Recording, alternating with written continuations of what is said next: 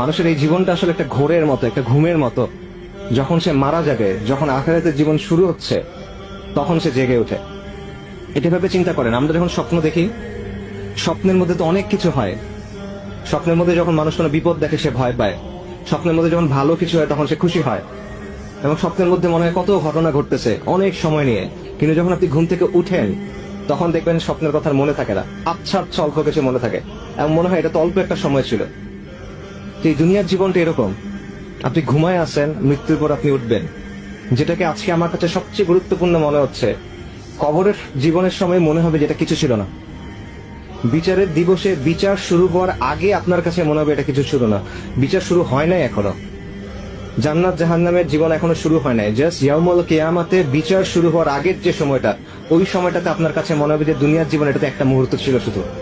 কিন্তু এখন আমরা সবকিছু ভুলে এই জিনিসটা নিয়ে চিন্তা